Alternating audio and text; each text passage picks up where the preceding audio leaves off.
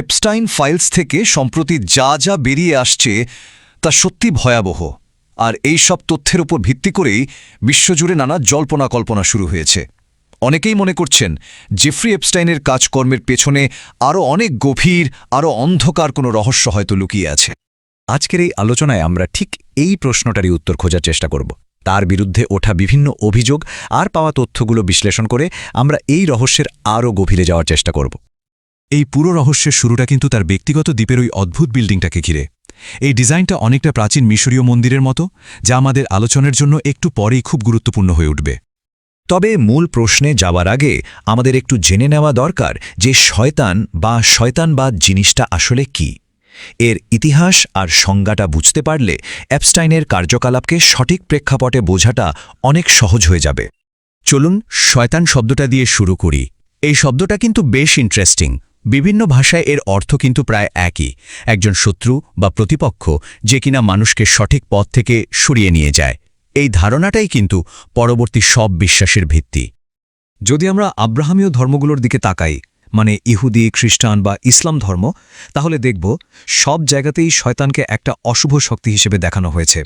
তাকে ইবলিস হিসেবেও উল্লেখ করা হয়, যে কিনা ঈশ্বরের আদেশ অমান্য করে মানবজাতিকে বিপথে নিয়ে যাওয়ার শপথ নিয়েছে। 81। এই সংখ্যাটা কেন বলছি? কারণ পবিত্র কোরআনে ঠিক এতবারই শয়তানের কথা উল্লেখ করা হয়েছে। এটা থেকেই বোঝা যায় ধর্মগ্রন্থে এই চরিত্রকে কতটা গুরুত্ব দেয়া হয়েছে, আর তার কুমন্ত্রণা থেকে মানুষকে কতটা সতর্ক থাকতে বলা হয়েছে। এই আয়াতটিতে শয়তানের উপাসনার বিরুদ্ধে খুব স্পষ্টভাবে নিষেধ করা হয়েছে। এখানে সরাসরি মনে করিয়ে দেওয়া হচ্ছে যে শয়তান আসলে কোনো বন্ধু নয়, বরং সে একজন প্রকাশ্য শত্রু। বেশ, প্রাচীন ইতিহাস থেকে এবার চলুন এক লাফে আধুনিক যুগে চলে আসি।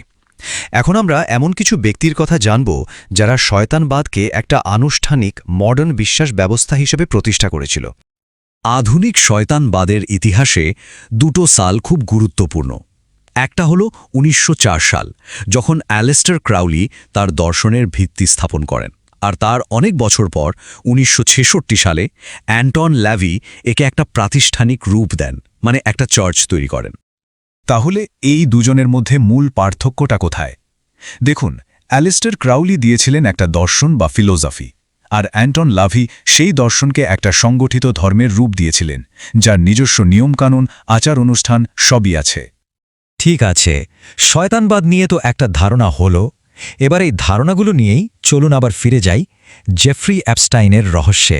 দেখা যাক তার কার্যকলাপের সাথে এই দর্শনগুলোর কোনো মিল খুঁজে পাওয়া যায় কিনা। শয়তানি আচার অনুষ্ঠানের একটা খুব গুরুত্বপূর্ণ অংশ হল নগ্নতা।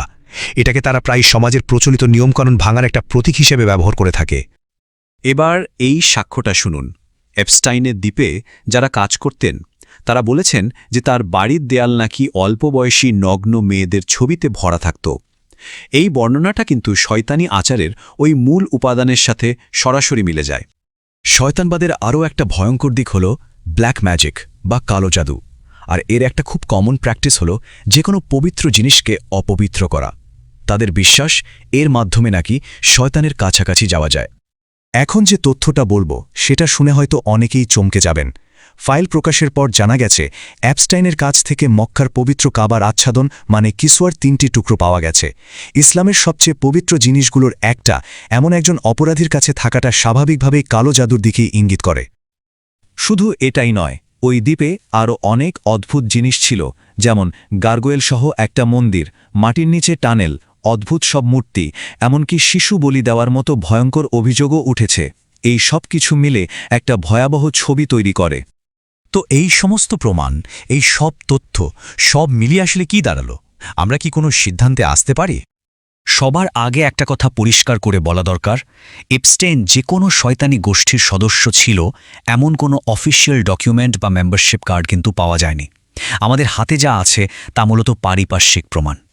কিন্তু যদি আমরা কাগজপত্রের বদলে কাজগুলোর দিকে তাকাই, তাহলেই কিন্তু আসল বিষয়টা পরিষ্কার হয়ে যায়। এই টেবিলটা দেখুন, এক পাশে অ্যাপস্টাইনের কাজ আর অন্য পাশে শয়তানি নিয়ম। অপ্রাপ্তবয়স্কদের নগ্ন ছবি থেকে শুরু করে পবিত্র কিসুয়া সংগ্রহ করা, তার প্রত্যেকটা কাজ যেন শয়তানি দর্শনের এক একটা নীতির হুবহু প্রতিফলন। তাই এই আলোচনাটা আমরা একটা প্রশ্ন দিয়ে শেষ করছি।